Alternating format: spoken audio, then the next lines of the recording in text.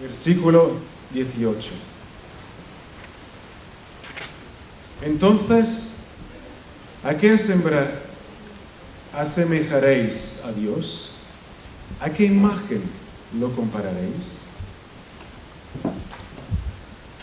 El artífice prepara la imagen de talla, el platero la extiende el oro y le funde cadenas de plata. El que es pobre elige madera que no se pudra y busca un artífice hábil que le talle una imagen que no se caiga. ¿No sabéis? ¿No habéis oído? ¿No os lo dijeron desde el principio? ¿No habéis sido enseñados desde que la tierra se fundó? Dios está sentado sobre los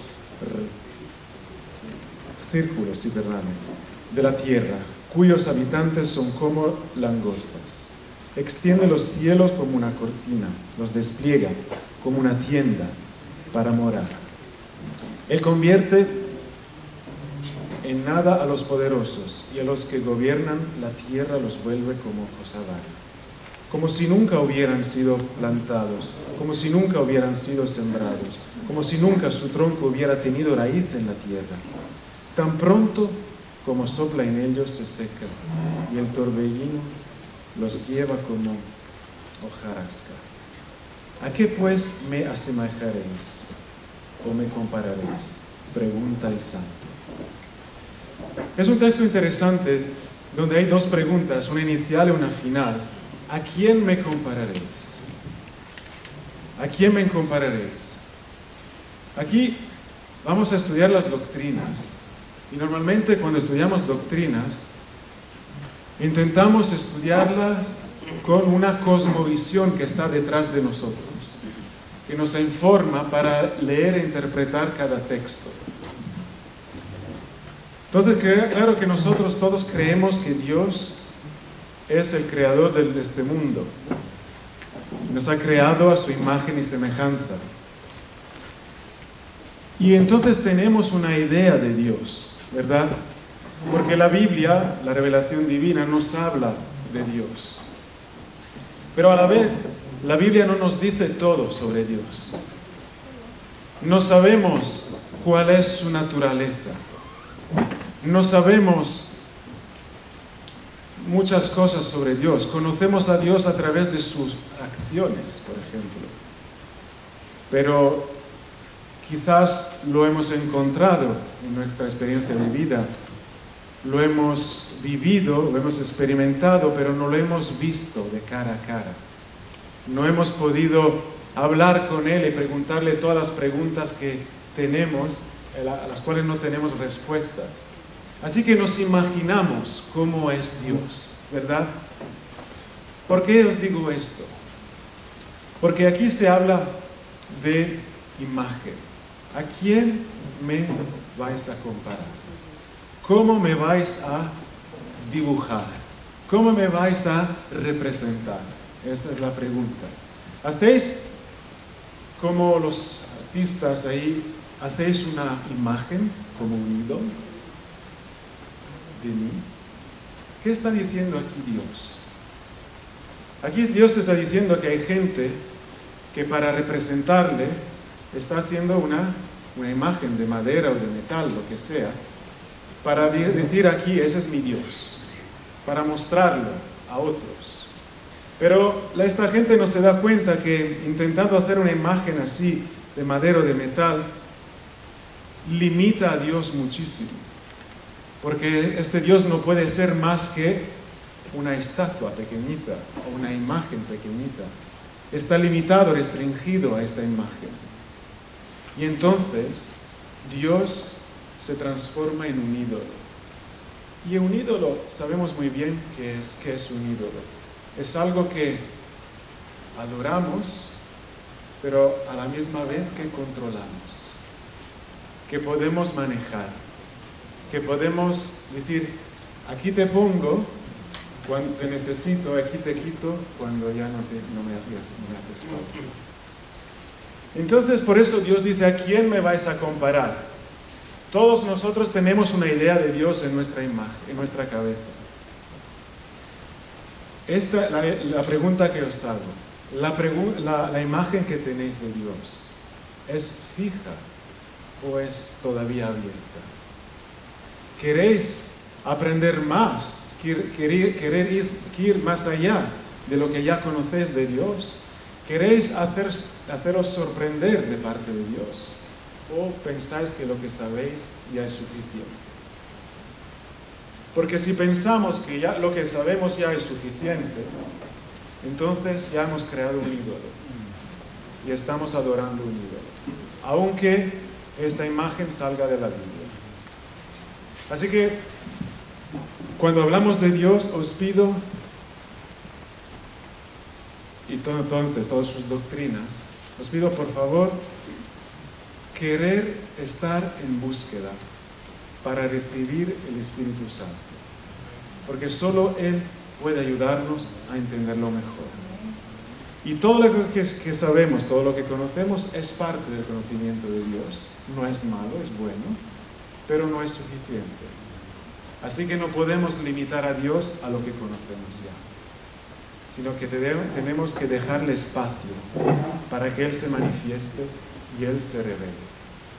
Porque yo no quiero adorar un ídolo, quiero adorar a Dios. Y seguro que esta también es nuestra voluntad. Así que os pido, por favor, afirmad todo lo que conocéis, a la vez estar abierto al Espíritu que nos sopla palabras de vida. Amén. Bien, entonces, me voy a presentar un poco más. Me llamo Davide, en italiano, sabéis que soy italiano, Davide o David, es el mismo nombre. El apellido se pronuncia Sciarabba. Sciarabba. No os preocupéis, podéis llamarme David, está muy bien, no hay ningún problema.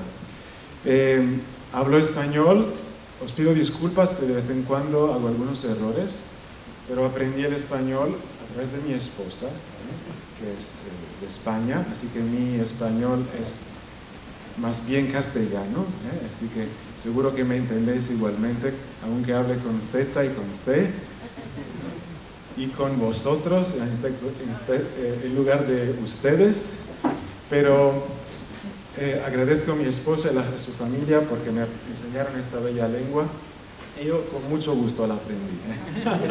Como entendéis, la aprendí ayer, dije con amor y por amor. Así que así lo que aprendí voy a comunicar hoy con vosotros. Bien, entonces, tengo dos hijos, Flavia y Marco, son dos adolescentes, mi esposa se llama Sonia. Y nada, vivimos en Andrews University, estamos muy contentos. Mi esposa enseña francés porque vivió muchos años en Francia, es bilingüe, y ahí la conocí. En nuestro ministerio fuimos a Italia, empezamos nuestro ministerio en Italia, y luego fuimos a Francia otra vez, y luego a España, y enseguida aquí, en Estados Unidos. Así que de momento estamos aquí. No sabemos hasta cuándo nos quedaremos, hasta cuándo el Señor nos lo diga. Así que es un placer para mí estar con todos ustedes. Bien, vamos a comenzar ahora con la introducción. Es importante para mí poder dar una definición articulada de las doctrinas. ¿Qué son las doctrinas? ¿Qué es una doctrina? Pues gracias. Sí, una base para la creencia. Muy bien. Una base para la creencia. Sí, las doctrinas son muy importantes para saber lo que creemos. A la vez podemos decir que las doctrinas son construcciones filosóficas del ser humano. Ahora voy a explicar lo que estoy diciendo. ¿Ok? Para poder creer en algo, en un fundamento, hay que formularlo, ¿verdad? Hay que expresarlo. Y así como los adventistas del séptimo día tenemos estas 28 doctrinas, tenemos una formulación de lo que nosotros creemos. Estas formulaciones han sido sacadas ¿De dónde? De la Sagrada Escritura, ¿verdad? Pero si miramos la Sagrada Escritura, no están escritas así. No las encontramos así. Quiere decir que no hay un libro que habla de Dios, un libro que habla del Espíritu Santo, un libro que habla de la naturaleza humana, un libro que habla de la salvación, ¿verdad? No hay libros escritos con el propósito de decirnos, esta es la doctrina número 8, hoy, ¿verdad? Sino que hay varios libros de diferentes personas, autores, que nos hablan de muchas cosas y nosotros de todos estos libros sacamos nuestras creencias. No sé si me he podido explicar.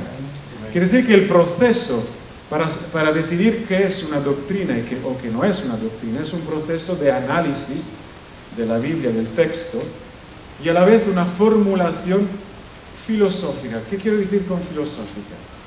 Una formulación razonada, pensada, reflexionada sobre lo que hemos entendido de todos estos libros de la Biblia. ¿Me estás siguiendo? ¿Sí? Entonces, aquí hay un punto fundamental que tenemos que entender. Cuando decimos que, por ejemplo, la Biblia es inspirada, ¿verdad? ¿De dónde sacamos esto? Porque la Biblia lo afirma ella misma, ¿verdad? Hay unos versículos, pero no hay muchos, no es que encontramos 100 versículos que digan esto.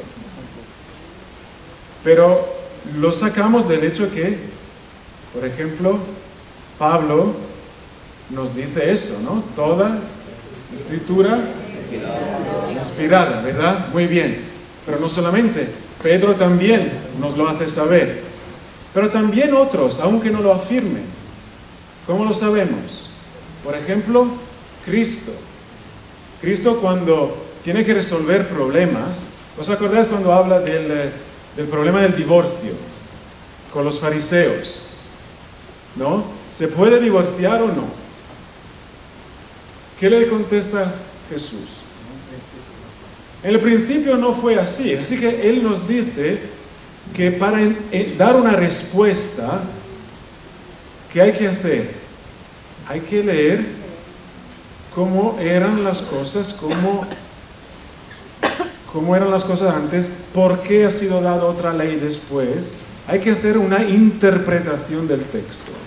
Esa es la palabra, una interpretación del texto. Entonces entendéis que cuando hacemos una interpretación del texto, estamos haciendo una actividad humana sobre una palabra escrita e inspirada por Dios. Bueno, escrita por autores, pero inspirada por Dios. Así que lo que estoy diciendo ahora, tenemos que pensar que las doctrinas son formulaciones humanas para expresar la creencia que hemos entendido que es justa, que viene de la Biblia. Esto implica que las doctrinas no son perfectas. ¿Me está escuchando? Sí, ¿eh? No son perfectas, sino que el Espíritu necesita revelarse para que podamos entender cada vez más, cada día más. Ese es el concepto de verdad presente. Concepto de verdad presente. Quiere decir que hasta ahora la Iglesia Adventista entendió que estas son las 28 doctrinas fundamentales, no porque son perfectas en sentido absoluto, sino que es lo que hemos entendido que está bien. Pero en el futuro, quizás Dios puede revelar más y podemos aprender todavía más de lo que todavía no hemos entendido en la Biblia. Claro, lo que vamos a entender no va a contradecir lo que ya hemos entendido, porque el Espíritu se revela con coherencia, ¿verdad? Entonces por eso estoy hablando siempre de esta apertura, quedarse abierto a la influencia del Espíritu para poderlo entender. Y entonces así entendemos la relación que hay entre la actividad divina y la actividad humana.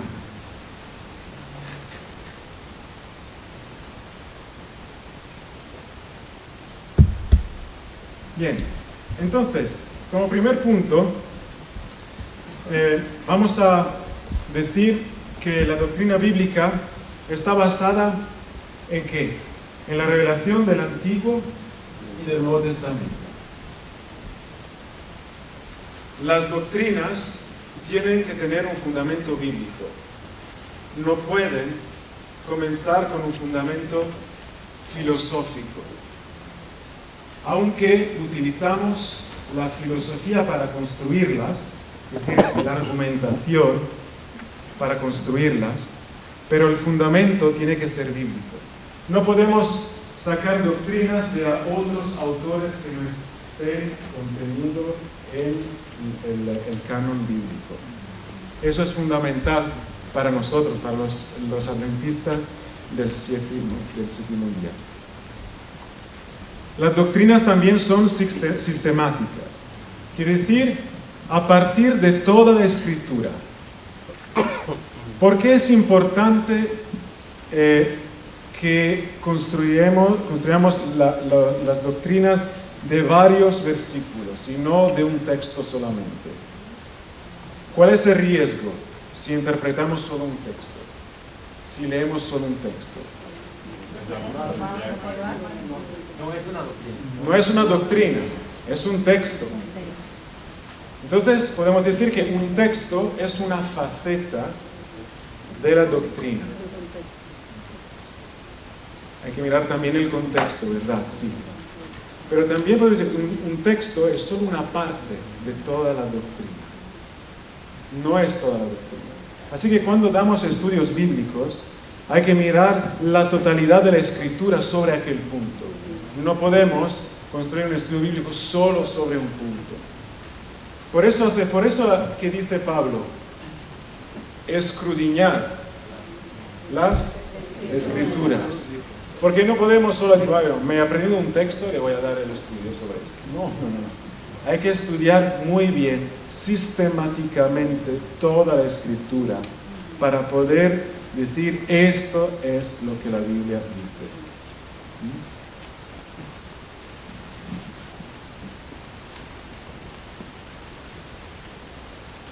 Bien, tercero, las doctrinas se relacionan con la vida comunitaria. Las doctrinas no pueden solo ser teóricas. No pueden ser solo, bueno, sabemos que la ley de Dios es importante, bien, pero ¿cuál es la importancia de la ley de Dios en esta cultura de New Jersey? ¿Cómo podemos aplicar esta ley a la vida cotidiana, en la práctica? Porque muchas veces los adventistas somos muy teóricos, ¿verdad? Tenemos unos ideales maravillosos, tenemos unas doctrinas fenomenales, pero en la práctica no lo sabemos aplicar. Así que hoy ya podéis escribir la tarea que os voy a dar para dar al pastor Abdiel. Para esta clase me vais a escribir un estudio bíblico sobre una de las 28 doctrinas, la que ustedes prefieren. Pero no me vais solo a escribir el contenido, me la vais a adaptar, y el pastor Abdiel mirará esto, al contexto cultural de hoy en día de esta conferencia de New Jersey. Es decir, ¿cómo puedo yo alcanzar a una persona de esta cultura que no conoce a Dios con una doctrina? ¿Cuáles son los elementos que yo voy a utilizar dentro de este estudio bíblico para que él se sienta que la doctrina le esté diciendo algo para su vida, ahora? Porque yo le puedo decir, sí, la ley de Dios es importante, la ley de Dios te dice esto, esto y esto y esto, Y ese digo, ¿y qué? ¿Qué voy a hacer con esto? ¿Cómo puedo escribir la doctrina de manera que esta persona se sienta llamado a cambiar su vida? Puede ser cualquier doctrina, una muy práctica también. Pero pensarlo bien, ¿en qué le puede ser útil en su vida? ¿Bien? ¿Preguntas sobre esto? Sí. Es una duda con aclaratoria, ¿no? Sí. Usted está hablando de 28 doctrinas, no sé si es un error de concepto, pero tengo entendido que son 6 doctrinas y 28 creencias fundamentales. Bien, muy buena pregunta, voy a aclararlo en unos minutos. Sí.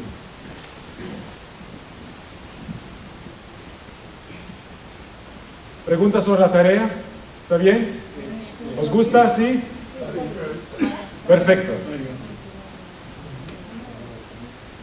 Entonces, las doctrinas deben ser contemporáneas, aunque las doctrinas tienen principios eternos, tienen que poderse aplicar, como hemos dicho, hoy en día, según nuestra cultura. Y último punto, las doctrinas deben ser prácticas. Quiere decir, no solo saber la teoría, pero nosotros que la enseñamos, tenemos que vivirlas. Porque la mejor manera para poder predicar el Evangelio es a través del ejemplo, no son las palabras. Ya conocéis los jóvenes posmodernos y la gente posmoderna ya no quiere escuchar, sino que quiere ver. Así que no podemos predicar una cosa y practicar otra. En nuestras familias no podemos decir a nuestros hijos una cosa y hacer lo contrario.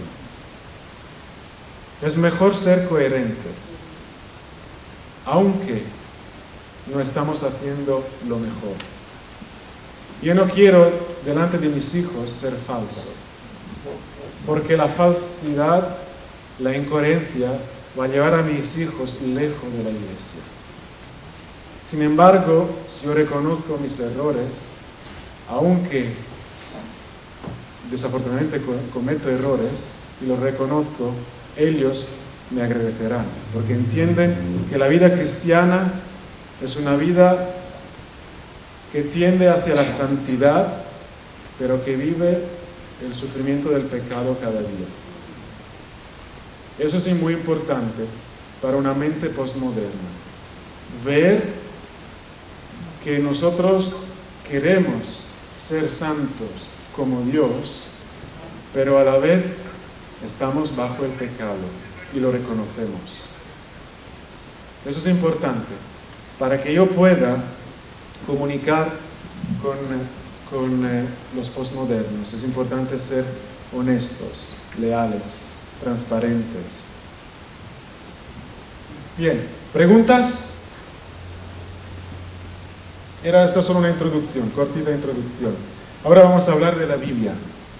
Y voy a hablar de la pregunta que me ha hecho nuestro querido amigo José, gracias, sí, José. Entonces aquí tenéis una lista de doctrinas. Son 6 doctrinas fundamentales, digamos así, así como la tenéis aquí. Están divididas, están categorizadas en 6 doctrinas fundamentales. Y están divididas en 28 creencias. ¿Y por qué están categorizadas de esta manera? Porque en la teología se ha estudiado estas creencias de esta manera. Cuando hablamos de la doctrina de Dios, por ejemplo, y ya tenéis en vuestra hoja los ejemplos, hablamos no solamente de Dios el Padre, del Hijo, del Espíritu o de la deidad, sino que hablamos también de la revelación de Dios mismo, que es la palabra de Dios. Y entonces tenemos áreas dentro de las cuales están divididas las creencias en particular. Por ejemplo, en la doctrina de la Iglesia hay varias. Y incluimos el bautismo, la cena del Señor, los dones, la iglesia misma, la misión, el don de profecía. Entonces, todas estas creencias formulan una doctrina. Entonces, la observación de José es muy importante. Las doctrinas son 6 y casi todos los cristianos reconocen las mismas. No hay problema. Pero la formulación que tenemos, nosotros la hemos expresado en 28 creencias. ¿Qué diferencia hay entre creencias o doctrinas y dogmas? ¿Habéis oído hablar de dogmas? ¿Cuál es la gran diferencia? Un dogma es algo que no se discute, ¿verdad? Es decir, creemos en esto y no lo vamos a discutir nunca más. Porque eso es dogma. Es decir, que es algo que hemos decidido en el pasado y como hemos comprobado que es justo, no lo vamos a revisitar nunca más, sino que creeremos en eso para siempre. La Iglesia Católica tiene dogmas que no pueden ser discutidos. La Iglesia Adventista no tiene dogmas, tiene doctrinas o creencias. Y eso es importante para nosotros. Y eso va hacia lo que decía antes. Creencia quiere decir que estamos abiertos a la influencia del Espíritu Santo para que nos revele cada día cuál es su voluntad. Y así podemos reformular lo que hemos entendido y quizás reformularlo mejor. Habéis visto que en la última conferencia general ha sido añadida una nueva doctrina, ¿verdad? ¿Por qué hemos añadido una nueva doctrina? No creíamos en la doctrina, el crecimiento en Cristo. Sí que creíamos en eso, pero no había sido formulada o expresada de tal manera porque algunos hermanos necesitaban verla allí, en algunas áreas del mundo. Y entonces hemos querido formularla para darle a estos hermanos la seguridad que sí, que nuestro fundamento está en Cristo, en el crecimiento con Él. Y hemos entendido que era mejor formularla de esta manera, en lugar de, a lo mejor, creer en lo mismo, pero no ser tan evidente. Entonces entendemos que el Espíritu nos habla, nos revela, nos ayuda a entender qué es mejor expresar y de qué manera es mejor expresarlo, para que los demás puedan conocer a Cristo de mejor manera. Y por eso estamos abiertos a revisitar todas las doctrinas y no encerrados, porque nuestras doctrinas no son dogmas, sino doctrinas.